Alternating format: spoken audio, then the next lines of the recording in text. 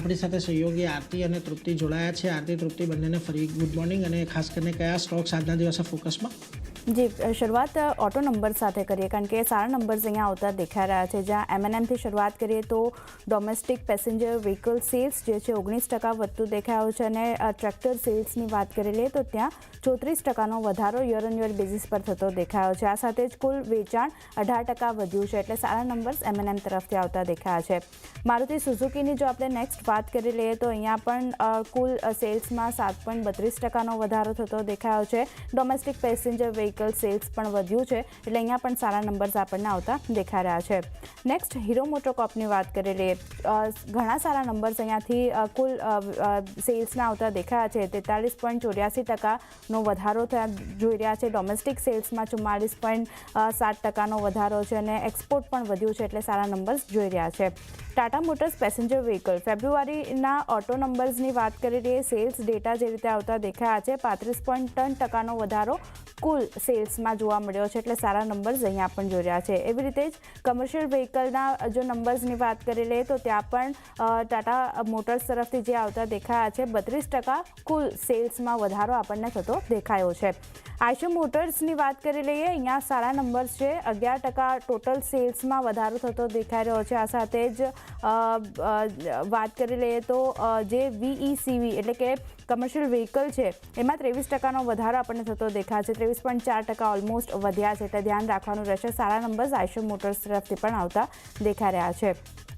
TVS મોટર્સની જો વાત કરી લઈએ 31% ટોટલ સેલ્સમાં વધારો જોઈ રહ્યા છે. ટુ વ્હીલર્સનું વેચાણ 30% વધ્યું છે અને EV સેલ્સની વાત કરી લઈએ તો વધારો 60%નો ઓલમોસ્ટ આપણે જોઈ રહ્યા છે, એટલે અહીંયા પણ નંબર્સ સારા આવતા દેખાયા છે. હ્યુન્ડાઈ મોટર્સ અહીંયા ઘણા સારા નંબર્સ છે. કુલ વેચાણ 12.6% વધ્યું છે. એક્સપોર્ટમાં એક વધારો આપણને થતો દેખાયો છે અને ફેબ્રુઆરી મહિના માટે હાલ સુધીનું સૌથી વધુ વેચાણ અહીંયા હ્યુન્ડાઈ મોટર્સ તરફથી કરવામાં આવ્યું છે, તો ખાસ ફોકસ હ્યુન્ડાઈ પર આજે રાખવાનું રહેશે. અને મારા તરફથી છેલ્લે એસ્કોર્ટ ક્યુબોટાની વાત કરી લઈએ તો ટ્રેક્ટર સેલ્સ ટોટલ ઓલમોસ્ટ 20.4% વધ્યું છે. 10,339 યુનિટ પર પહોંચ્યું છે, એટલે ધ્યાન રાખવાનું રહેશે એસ્કોર્ટ ક્યુબોટા માટે પણ. અહીંયા પણ સારા નંબર્સ આપણને આવતા દેખાયા છે. આ સિવાય તૃપ્તિ ઘણા બધા કાઉન્ટર છે જ્યાં આપણને નજર રાખવાની રહેશે. ક્યાં ફોકસ?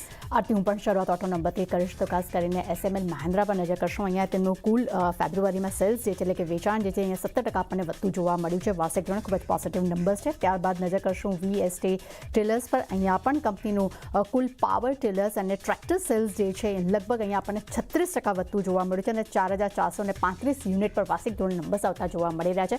આ પણ ખૂબ જ એક શાનદાર નંબર્સ ઓવરઓલ આપણને જોવા મળી રહ્યા છે. ત્યારબાદ નજર કરશું ભારતીય એરટેલ પર. અહીંના ઇન્વેસ્ટરની ઘણી મોટી વાતો અહીંયા જાહેર કરવામાં આવી છે, જેમાં ખાસ કરીને સૌથી ઇમ્પોર્ટન્ટ વાત એ છે કે કંપની હવે ખાસ કરીને ક્રમાંક તેઓ ડિવિડન્ડ વધારવા પર હવે તેઓ વિચાર કરી રહી છે, જે સૌથી ઇમ્પોર્ટન્ટ વસ્તુ રહેશે. એટલું જ નહીં, કંપની પોતાની મોબિલિટી છે, બ્રોડબેન્ડ છે અને એન્ટરપ્રાઇઝીસ જેવા ક્ષેત્રોમાં તેઓ રોકાણ વધારવાની યોજના બનાવી રહ્યા છે. એટલું જ નહીં, બિઝનેસને સ્કેલઅપ કરવા માટે 20,000 કરોડ સુધીનું કંપની જે છે અહીંયા રોકાણ કરી રહી છે. એટલું જ સાથે કંપનીનું એ પણ કહેવું છે કે આફ્રિકા સહિત માર્કેટ જે છે અને બીજા વૈશ્વિક સ્તરે પણ તેઓ વિસ્તરણની યોજના બનાવી રહ્યા છે. અને ખાસ કરીને ભારતીય એન્ટરપ્રાઇઝીસનો આફ્રિકામાં અંદાજે 100% હિસ્સો જે છે અહીંયા ભારતીય એરટેલને ટ્રાન્સફર કરવા પર તેઓ વિચાર કરી રહી છે. હાલમાં કોઈ સમય મર્યાદા તેમને નક્કી નથી કરી, પણ ખૂબ જ ઇમ્પોર્ટન્ટ અહીંયા એક ફેક્ટર અહીંયા જોવા મળી રહ્યું છે. અને આગળ વધારે ડિટેલ્સ કહીશ તો આરપુને લઈને ખૂબ જ એક ઇમ્પોર્ટન્ટ તેમના તરફથી લક્ષ્ય જોવા મળી રહ્યો છે. તેઓ આવનારા સમયમાં 350 સુધી આરપોના લક્ષ્ય તેઓ રાખી રહ્યા છે. એટલે ઇન્વેસ્ટર્સની ઘણી મોટી વાતો આમાં ડિટેલ્સમાં પણ છે, જેના આપણે આગળ ડિસ્કશન કરીશું.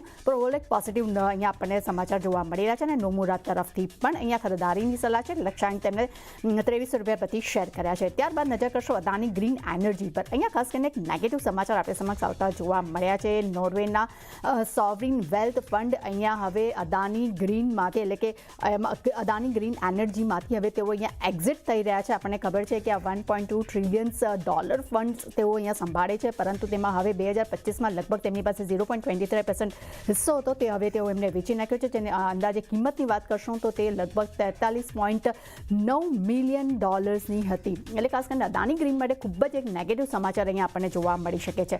ત્યારબાદ નજર કરશું કોલ ઇન્ડિયા પર. અહીંયા ફેબ્રુઆરીના ડેટા આપણે સમક્ષ આવતા જોવા મળ્યા છે. ઉત્પાદન 0.7 7% અહીંયા વધ્યું છે.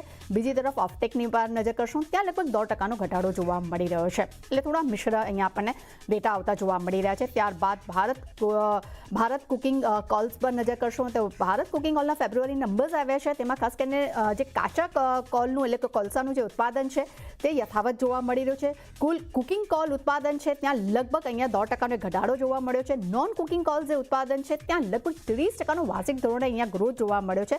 અને કુલ અગર ઓફટેક ઉત્પાદનની વાત કરશું ત્યાં પણ આપણને એક નેગેટિવ નંબર્સ જોવા મળે છે. લગભગ 29% એક સારું એવું દબાણ અહીંયા જોવા મળી રહ્યું છે. એટલે થોડા મિશ્ર નંબર્સ અહીંયા ફેબ્રુઆરી ડેટાના આપણને આવતા જોવા મળી રહ્યા છે. એટલે આ કાઉન્ટર પર પણ ખાસ નજર રહેશે.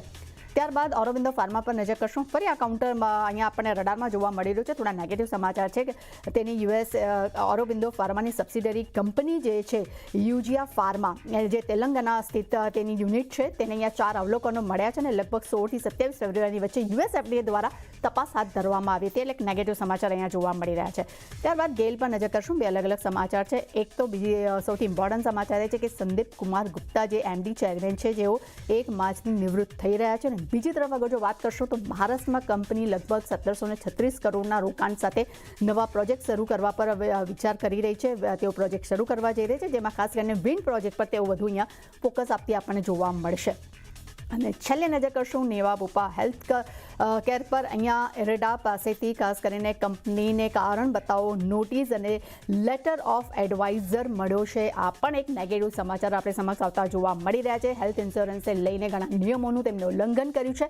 આ મામલે તેમને અહીંયા કારણ બતાવો નોટિસ પણ એમને મળી છે. એટલે કારણસર આ કાઉન્ટર જે આપણને એક રેડ ઝોનમાં કારોબાર કરતું જોવા મળી શકે છે.